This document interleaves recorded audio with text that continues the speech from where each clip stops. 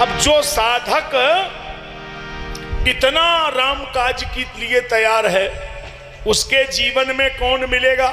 सुरसा। सुरसा आपको मिली? नहीं मिली, ध्यान नहीं दिया। मिली तो है।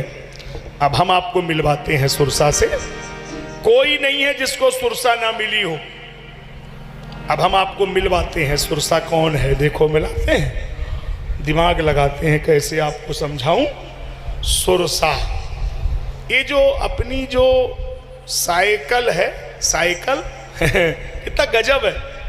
10 मिनट में बरतरा, आधा घंटे में कोटला, 1 घंटे में फिरोजाबाद। अरे कमजोर कब लगती है? जब पंचर होती है ना, जब फ्राई व्हील खराब होता है ना, जब हैंडल टेढ़ा होता है ना। कमजोर तब लगती है जब पड़ोसी की मोटरसाइकिल स्टार्ट होती है। मतलब साइकिल में कोई कमी नहीं है, लेकिन वह पड़ोसी की मोटरसाइकिल छाती में लगती है। यह लगता है कि चाहे ब्याज पर रुपया ले, आबे मोटरई साइकिल उठा के साइकिल कबाड़ में रख दी, मोटरसाइकिल खरीद के ले आए। अच्छा, मोटरसाइकिल मिलने के बाद जो दुर्दशा साइकिल की हो रही है, क्या यही दुर्दशा मोटरसाइकिल की नहीं होगी? बोलो तो होगी पक्का। तो फिर याद कर लीजिएगा, बेटा बेटी, मकान दुकान, घर जमीन, रुपया पैसा, जो कुछ तुम्हें मिला है, अगर तुम इसमें खुश नहीं हो तो तुम्हें कितना भी मिलेगा उसमें भी खुश होने वाले नहीं हो। यही सुरसा का मुंह है। हनुमान जी 1 योजन तो वो 2 योजन, वो 4 योजन तो 8 योजन, 16 योजन तो 32 योजन। कोई हल है ही नहीं। हल क्या है? हल एक है जो हनुमान जी ने निकाला। हनुमान जी ने कहा कि अपने को छोटा बना लो, यही हल है। तो 7 योजन तेई आनन कीन्हा, अतिलग रूप पवन सुत लीना। तो अपने को छोटा बनाने से ही संसार सागर से पार हो सकते हो। बड़ा बनने में आप पार कभी नहीं हो सकते हो। ये तो सुरसा का मुंह है, कभी बंद थोड़ा ही होगा। गोधन गजधन बाजधन और रतन धन खान, और जौ आवे संतोष धन। तो छोटे बन जाओ, बड़ा फायदा है। अच्छा, छोटे में फायदा कि बड़े में? बोलो। छोटे में फायदा है। रहमन लघुता बड़न की, और बड़े बड़प्पन बात, और छोटे बछड़ा पै पिए, बड़े भये भुसखात। छोटा बछड़ा दूध पी रहा था, बड़ा वाला भूसा खा रहा। छोटे ही रहो, दूध पियो मस्त, बड़ा वाला भूसा खा रहा। काहे को इतने बड़े बन जाओ कि भूसा पर नंबर? छोटे ही रहो, कभी कोई दुनिया में हिला न सके। कितने छोटे बनना है? नानक नन्हे हो रहो। नानक जी लिखते हैं कि नन्हे हो जाओ, छोटे। कितने? बोले जितनी नन्ही दूब, इतने छोटे हो जाओ जितनी दूब घास छोटी होती है। क्यों? बोले जब कभी तूफान आएगा तो बड़े बड़े बह जाते हैं, पर दूब खूब की खूब। बड़े बड़े पेड़ों को बहा देगा, लेकिन दूब को बहाने की सामर्थ्य किसी तूफान में नहीं है। ये कथा का संकेत है।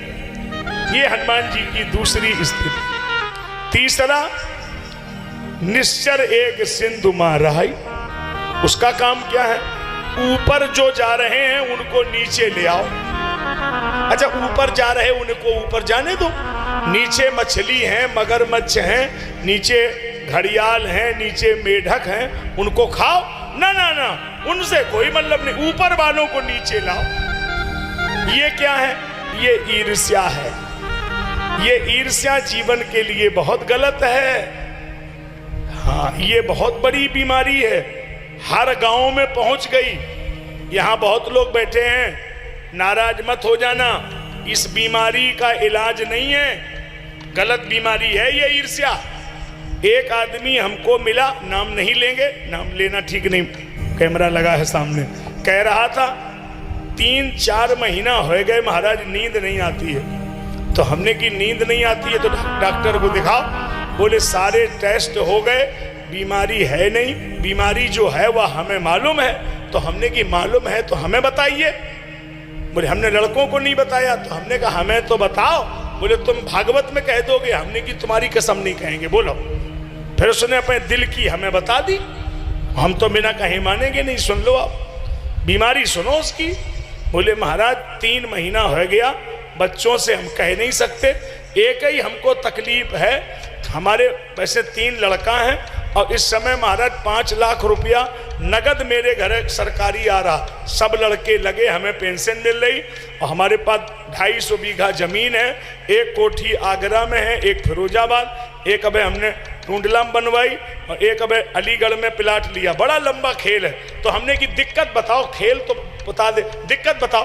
बोले दिक्कत एक ही है कि जो मेरे फिरोजाबाद में मकान बन रहो है तो हमारो तो 3 मंजिल बन गो और हमारे पड़ोसी को 3 मंजिल बन रहो है, तो महाराज हमें देखे नहीं चुक रहो, बस भगवान चाहे कुछ करे, हमाओ चाहे गिर पड़े को बने। बताओ या को का इलाज, या मतलब यहाँ में नींद ही नहीं आई रही। आजकल हर आदमी को अपने से तकलीफ नहीं है, लेकिन पड़ोसी से पूरी तकलीफ है कि पड़ोसी को न बने, हमाओ चाहे गिर पड़े, कोई दिक्कत नहीं। या ईर्ष्या की बीमारी बड़ी खतरनाक है, आजकल बड़ी तेजी से फैल रही है। हाँ, बड़ा ईर्ष्या है, अपने द्वारे ठेला आ जाए कोई पड़ोसी को दिक्कत नहीं, और पड़ोसी के स्कूटर आ जाए तो 3 दिन देखो जाए रहो कहाँ से स्कूटरी आई है, अरे तुम्हारे घरे आई, किसी को दिक्कत तो है नहीं। तो ऐसा नहीं करना चाहिए, ईर्ष्या बहुत गलत है। खैर ये आप लोगों की बात नहीं है, यहाँ के लोग बहुत अच्छे होते हैं। ये सब बातें देखो यहाँ के लिए नहीं, नारखी बिलाक के लोग कितने सज्जन लोग सब बैठे ना, आप लोग ईर्ष्या करते ही नहीं हैं। आप लोग तो पड़ोसी को बहुत चाहते हैं, आप तो इतने अच्छे हैं कि आपको पता लगे कि आज पड़ोसी की सीमेंट आने वाली है तो कहो सड़कें खूंटा गाड़ने के लिए निकाल लो ट्रैक्टर। हद हो गई साहब, हमारे जैसो समझान वालों हैं, अरे तनक पड़ोसी की भंजान थे ना।